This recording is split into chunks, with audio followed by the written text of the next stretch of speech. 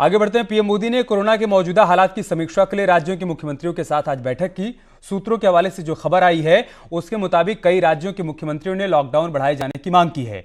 हालांकि इस बारे में अंतिम फैसला 3 मई को होगा। पीएम मोदी ने कहा है कि लॉकडाउन का हमें काफी फायदा मिला है और सामूहिक प्रयासों से कोरोना हारेगा। जो प्रदेश ज्यादा प्रभावित हैं वहां पर लॉकडाउन जारी रहेगा। पीएम मोदी ने यह भी कहा है कि अर्थव्यवस्था को लेकर चिंता करने की कोई जरूरत नहीं है। यूपी में बाहर फंसे मजदूर और छात्रों को लाने का सिलसिला लगातार जारी है। अपर मुख्य सचिव गृह अवनीश अवस्थी ने बताया है कि दूसरे राज्यों से अब तक 9,992 मजदूर लाए भी जा चुके हैं। 328 से ज्यादा बसों के माध्यम से इन मजदूरों को लाया गया है। सरकार ने इन्हें रखने के लिए कई जिलों में शेल्टर होम्स भी बनाए हैं। अवनीश अवस्थी ने कहा है कि पिछले कुछ दिनों में यूपी में हॉटस्पॉट क्षेत्रों में कमी आई है और सरकार लेवल 1, 2 और 3 अस्पतालों की क्षमता बढ़ाने वाली है। सहारनपुर के बॉर्डर पर 74 बस आई, शामली के बॉर्डर पर 55 बस आए, बागपत के बॉर्डर पर 47 बसें आई, मथुरा के बॉर्डर पर 63 बसें आई, बुलंदशहर के बॉर्डर पर 89 बसें आई।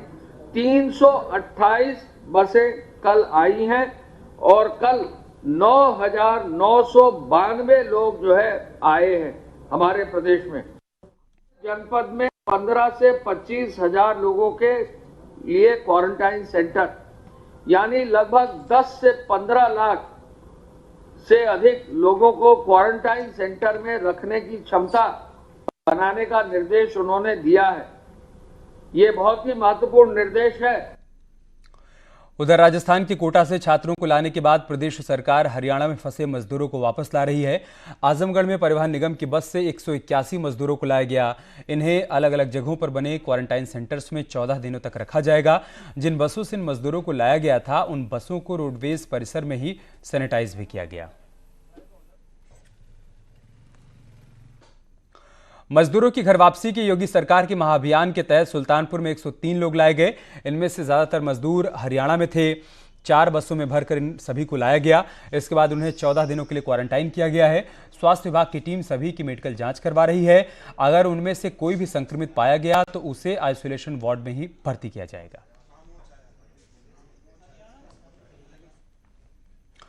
सिद्धार्थनाथ सिंह ने तबलीगी जमात के लोगों को सख्त चेतावनी दी है। उन्होंने कहा है कि इन लोगों पर ऐसी कार्रवाई की जाएगी कि पूरे देश में नजीर पेश होगी। उन्होंने आरोप लगाया कि जमातियों की हरकतें कोरोना फैलाने की साजिश का हिस्सा है।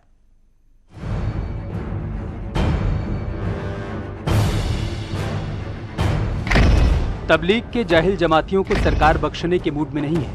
यूपी सरकार के प्रवक्ता और मंत्री सिद्धार्थनाथ सिंह ने कहा है कि तबलीग जमात के लोगों पर देशद्रोह के तहत ऐसी कार्रवाई होगी जो नजीर बनेगी।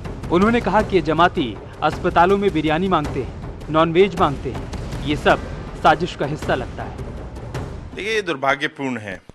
जिस प्रकार की इनकी मानसिकता है तबलीगी जमात की, वो साफ दिखता है कि वो इस कोरोना वायरस को फैलाने का एक लक्ष्य लेके चल रहे हैं और सरकार का जितना भी प्रयास रहता है उसको फेल करना चाहते हैं और इसलिए हम लोग भी कड़ाई कर रहे हैं। मगर इस प्रकार से हॉस्पिटल में बिरयानी मांगना, कहीं थूकना अस्पतालों के अंदर, ये सब जो हरकतें हैं ये दिखता है कि ये एजेंडा पे है और ये जो एजेंडा है ये मानसिकता जो है कहीं से प्रेरित है, देशद्रोही की श्रृंखला में आती है। सरकार उसी तरह से भी इनके ऊपर कार्रवाई कर रही है। मगर ये जो भी कुछ करना चाहें ये मान के चलें कि भारत कमज़ोर नहीं है। आप तबलीगी जमात के ऊपर जो कार्रवाई करनी है वो इतनी ठोस करी जा रही है उत्तर प्रदेश में कि आपकी कमर हम तोड़ देंगे। सिद्धार्थनाथ सिंह ने कहा कि इस महामारी पर काबू पाने के लिए हम अलग अलग प्रयोग कर रहे हैं। प्लाज्मा थेरेपी भी उसी का हिस्सा है। लखनऊ से अजीत सिंह के साथ ब्यूरो रिपोर्ट, न्यूज़ 18। प्रदेश में स्वास्थ्य विभाग की टीम पर हमले का सिलसिला फिलहाल थम नहीं रहा है। ताजा मामला झांसी का है, जहां पर स्वास्थ्य विभाग की टीम पर हमले की कोशिश की गई। युवक ने टीम पर हमला करने के लिए घर की छत से पत्थर उठाया। पत्थर उठाते हुए आरोपी कैमरे में कैद हो गया है।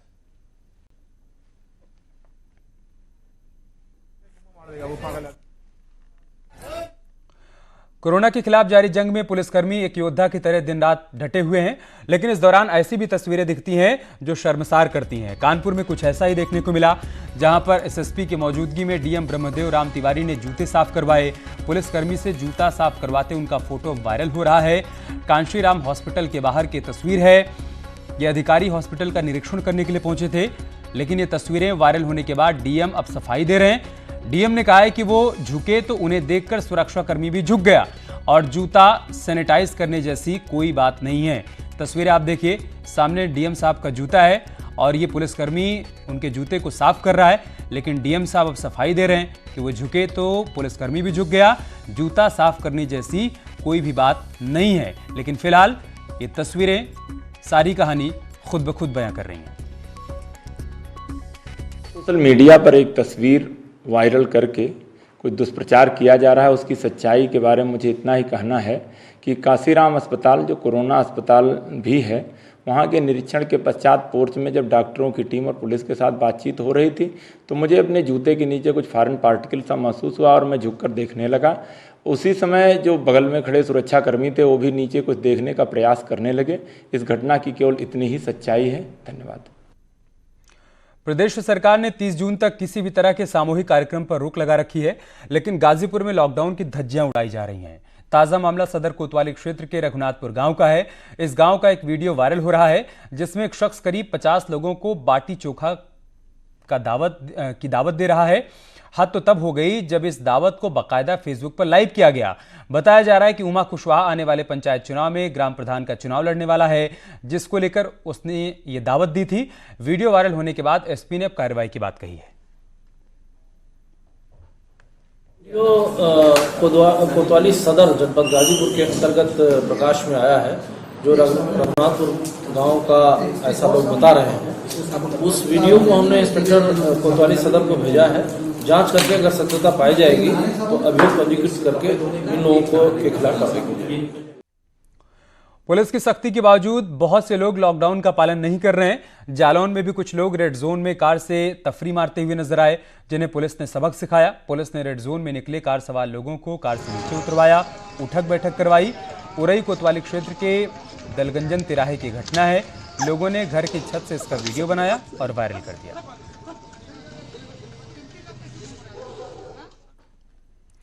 और अब खबर नोएडा से, जहां पर कोरोना का कहर जारी है। पिछले 24 घंटे में यहां पर 14 नए मामले सामने आ गए हैं।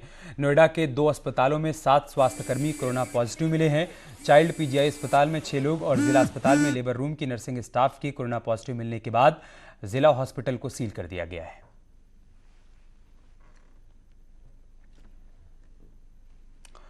कोरोना को लेकर ज्यादातर इस तरह की नेगेटिव खबरें आती हैं कि अमुक जगह इतने कोरोना पॉजिटिव मरीज मिले हैं, लेकिन इस बीच कोरोना को लेकर कुछ पॉजिटिव खबरें भी आई हैं।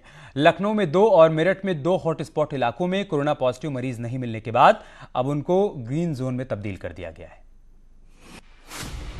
राजधानी लखनऊ के मुंशी पुलिया और खुर्रम नगर इलाका कोरोना हॉटस्पॉट हुआ करता था, लेकिन पिछले 28 दिनों से दोनों इलाकों में कोरोना का कोई भी केस नहीं मिला है।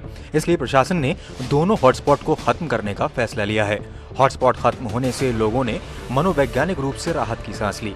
हालांकि पूरे इलाके में लॉकडाउन को सख्ती से पालन करवाया जा रहा है। राजधानी लखनऊ में लगातार बढ़ रहे कोरोना मरीजों की संख्या के बीच एक अच्छी खबर भी है। अच्छी खबर ये है कि फिलहाल लखनऊ के जो 2 इलाके हैं उनको हॉटस्पॉट फ्री कर दिया गया है, यानी कि हॉटस्पॉट से मुक्त कर दिया गया है। पहला इलाका है मुंशी पुलिया का और दूसरा इलाका है खुर्रम नगर का एरिना इनक्लेव, जहां पर मैं इस वक्त मौजूद हूं।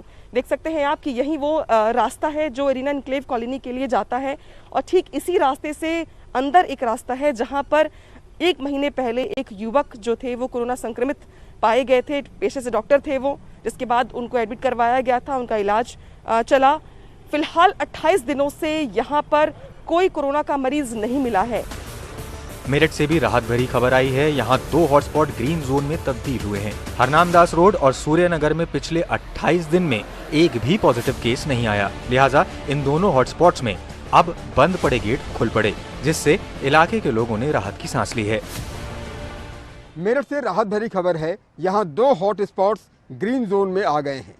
सूर्यनगर और हरनामदास रोड 2 ऐसे हॉटस्पॉट्स हैं जो रेड जोन में थे, लेकिन अब ये दोनों हॉटस्पॉट्स ग्रीन जोन में आ गए हैं।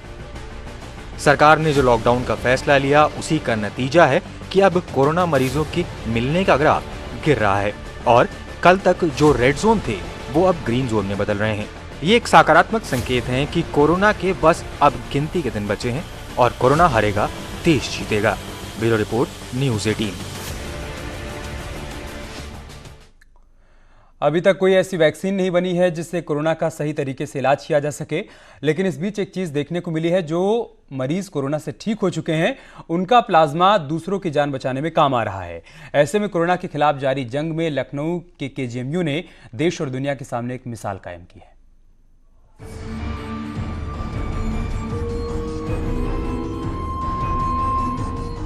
लखनऊ के केजीएमयू के लिए ऐतिहासिक क्षण है ये।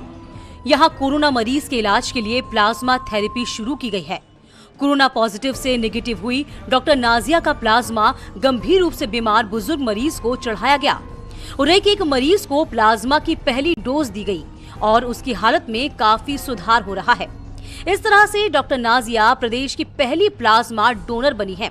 इसके अलावा 2 और संक्रमित लोगों के प्लाज्मा लिए गए हैं और जरूरत पड़ने पर इनका इस्तेमाल किया जाएगा। केजीएमयू के वीसी ने इस पर खुशी जाहिर की है। एक मरीज जो हमारे आईसीयू में भर्ती थे, 58 साल के डायबिटिक मरीज जो कि पहले से ऑक्सीजन पे थे, वो उनकी हालत गंभीर होने लगी तो फिर हम लोगों ने उनको प्लाज्मा ट्रांसफ्यूजन किया और वेंटिलेटर पे लिया था। आज प्लाज्मा ट्रांसफ्यूजन के बाद इनके हालत में सुधार दिख रहा है और उनके बाकी पैरामीटर्स जितने हैं वो स्टेबल हुए हैं और वेंटिलेटर पैरामीटर्स भी अब धीरे धीरे कम किए जा रहे हैं। किंग जॉर्ज चिकित्सा विश्वविद्यालय लखनऊ के लिए एक ऐतिहासिक क्षण है, जहां पर हम लोगों ने कोविड-19 के एक मरीज को सफलतापूर्वक प्लाज्मा थेरेपी की पहली डोज कल दे दी गई है। यहां पर प्लाज्मा थेरेपी का प्रारंभ जब से Indian council of medical research ने अनुमति दी थी तभी से इसकी तैयारी कर ली गई थी और 3 ऐसे मरीज जिनका कि विश्वविद्यालय के अस्पताल में ही सफलतापूर्वक इलाज किया गया था, उनसे प्लाज्मा प्राप्त करके यहाँ रख लिया गया था। कोरोना के खिलाफ जंग में प्लाज्मा थेरेपी काफी कारगर हथियार साबित हो रहा है।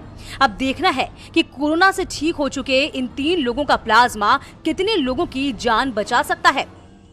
अलाउद्दीन अयूब, न्यूज़ 18, लखनऊ। कोरोना संक्रमण को रोकने के लिए इन दिनों लॉकडाउन है, लेकिन लॉकडाउन का मतलब खुशियों पर ब्रेक लगना नहीं है।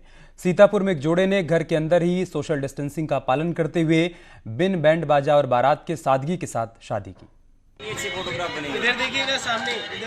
आमतौर पर अपने यहाँ ऐसी शादियां कम ही देखने को मिलती हैं, लेकिन लॉकडाउन के दौरान सीतापुर में एक अनोखी शादी हुई। अनोखी इसलिए क्योंकि इसमें सोशल डिस्टेंसिंग का खास ख्याल रखा गया। चुनिंदा लोग ही इसमें शामिल हुए। दरअसल लॉकडाउन के चलते दोनों की शादी डेट पर नहीं हो पाई, लेकिन ज्योति की दादी की अंतिम इच्छा थी कि उनकी पोती की शादी उनकी आंखों के सामने हो, जिसके बाद दोनों ही परिवार वालों ने प्रशासन की अनुमति के बाद महज चंद लोगों की उपस्थिति में दोनों की शादी कराई। 7 फेरे लेने के बाद इनकी खुशियां देखते ही बन रही थी। हम अपनी दादी की इच्छा पूरी कर रहे हैं, उनकी तबीयत नहीं सही रहती है, इस वजह से हम शादी कर रहे हैं। सामाजिक दूरी का पालन कर रहे हैं हम लोग और सैनिटाइजर का यूज़ कर रहे हैं, मास्क का यूज़ कर रहे हैं। तो आज धूमधाम से बारात नहीं हो पाए तो आपके अरमान रहेंगे? दादी की इच्छा थी तो पूरी करनी। कोरोना वायरस के चलते सोशल डिस्टेंसिंग का पालन करते हुए 4-5 लोग शादी में आए हैं, बारात नहीं ला पाए, बैंड बाजा ये जो सब रह गया। तो आपके दिल के अरमान रह गए? शादी में बड़ी तादाद में मेहमान न शामिल हों, इस पर रोक लगाते हुए प्रशासन ने शादी के दौरान दोनों पक्षों के 5-5 लोगों को मौजूद रहने की इजाजत दी थी। साथ ही कोरोना वायरस से बचाव के लिए सैनिटाइजर और मास्क का इस्तेमाल करने को कहा था। शादी के दौरान इसका पूरी ईमानदारी से पालन किया गया। दूल्हे से लेकर शादी में शामिल लोगों ने सैनिटाइजर से हाथ साफ किए और सादगीपूर्ण तरीके से शादी हुई।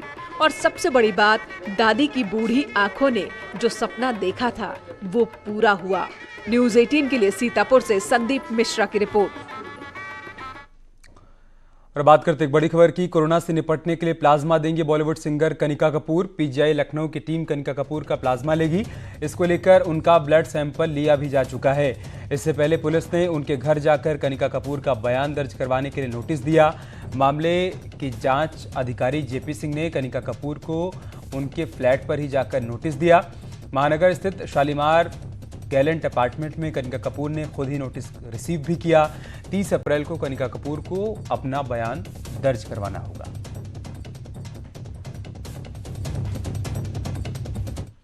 और चलिए इसके साथ इस बुलेटिन में इतना है, लेकिन खबरें जारी हैं। आप बने रहिए हमारे साथ। नमस्कार।